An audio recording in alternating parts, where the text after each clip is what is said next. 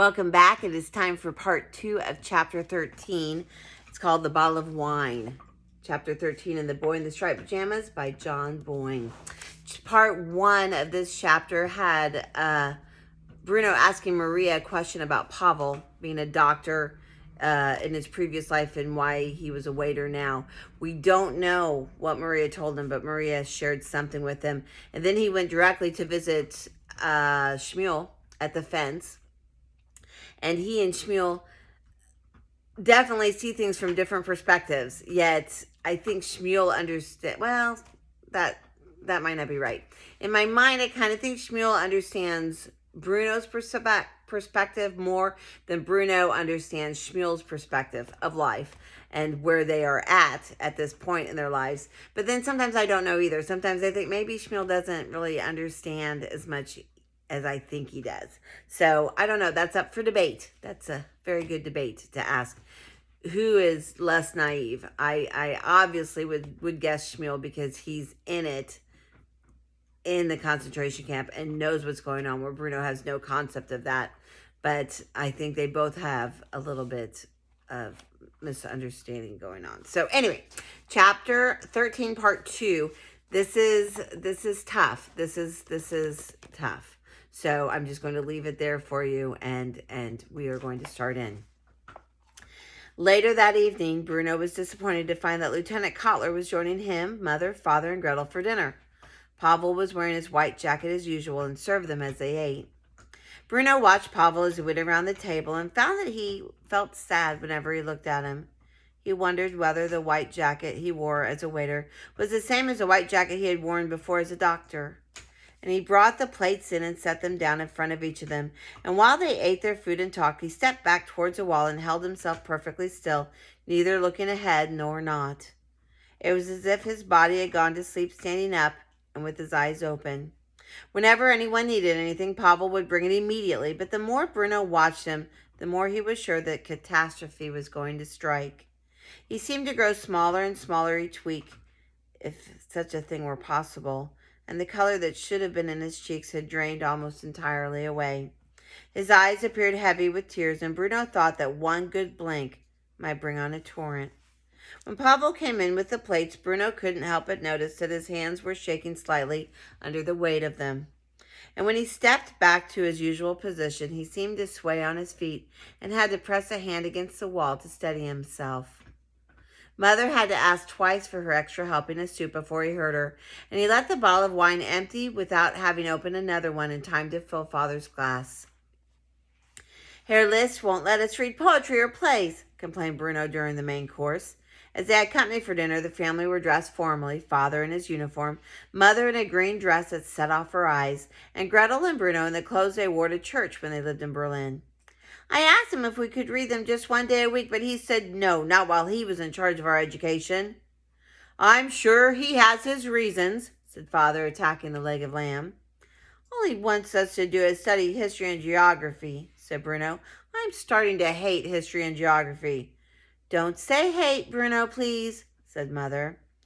Why do you hate history? Asked Father, laying down his fork for a moment and looking across the table at his son, who shrugged his shoulders, a bad habit of his. Because it's boring, he said. Boring? Said Father. A son of mine calling the study of history boring? Let me tell you this, Bruno, he went on, leaning forward and pointing his knife at the boy. It's history that got us here today. If it wasn't for history, none of us would be sitting around this table now. We'd be safely back at our table in our house in Berlin. We are correcting history here. It's still boring, repeated Bruno, who wasn't really paying attention.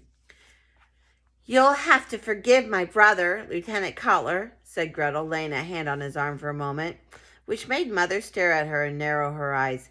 He's a very ignorant little boy. I am not ignorant, snapped Bruno, who had had enough of her insults. You'll have to forgive my sister, Lieutenant Kotler, he added politely, but she's a hopeless case.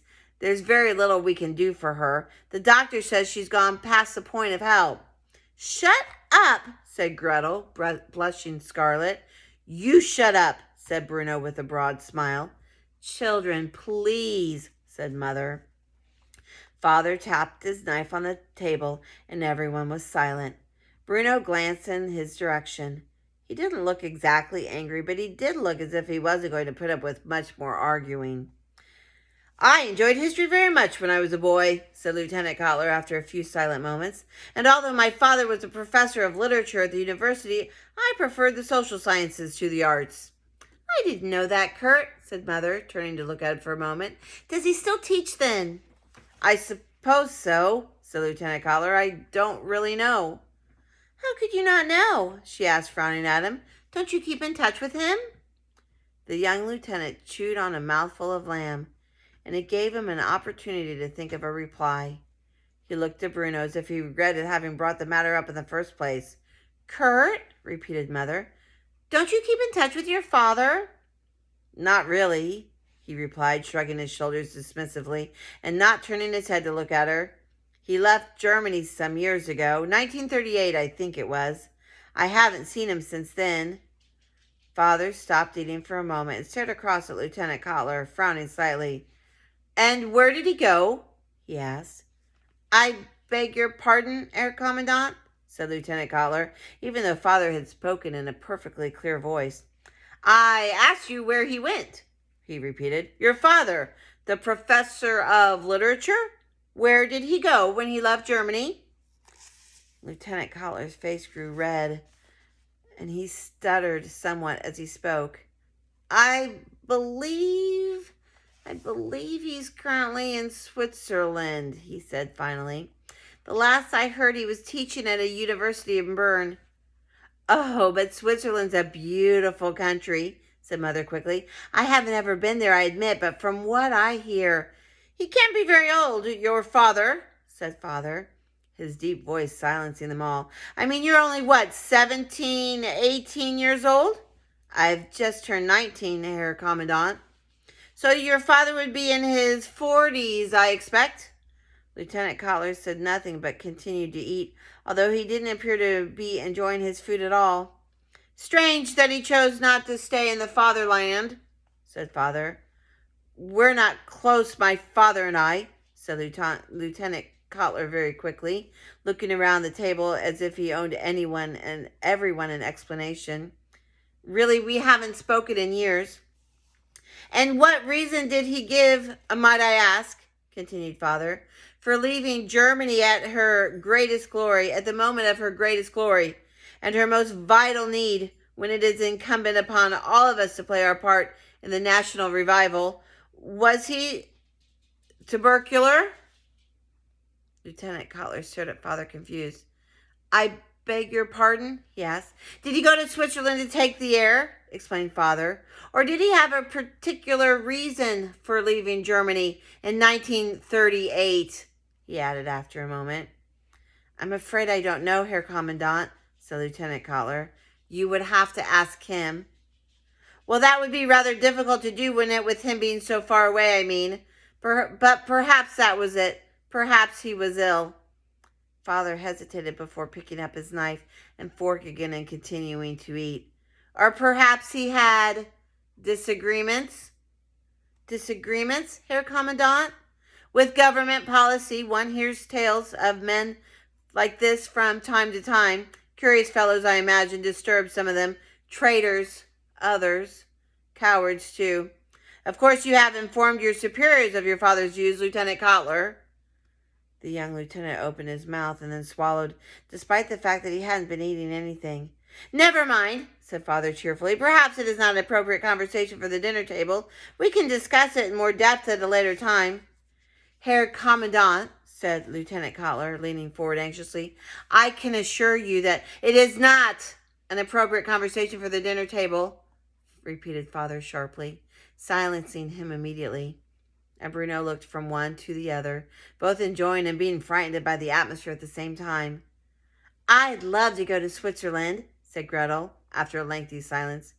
"Eat your dinner, Gretel," said Mother. "But I was just saying—" "Eat your dinner," Mother repeated. I was about to say more, but she was interrupted by Father calling for Pavel again. "What's the matter with you tonight?" he asked as Pavel uncorked the new bottle. "This is the 4th time I've had to ask for more wine."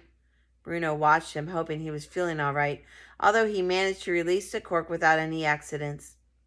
But after he had filled Father's glass and turned to refill Lieutenant Cutler's, he lost his grip of the bottle somehow and it fell crashing, glug, glug, glugging its contents out directly onto the young man's lap. What happened next was both unexpected and extremely unpleasant. Lieutenant Cutler grew very angry with Pavel, and no one, not Bruno, not Gretel, not Mother, and not even Father, stepped in to stop him doing what he did next, even though none of them could watch, even though it made Bruno cry and Gretel grow pale. Later that night, when Bruno went to bed, he thought about all that had happened over dinner. He remembered how kind Pavel had been to him on the afternoon he had made the swing, and how he had stopped his knee from bleeding and been very gentle in the way he administered the green ointment.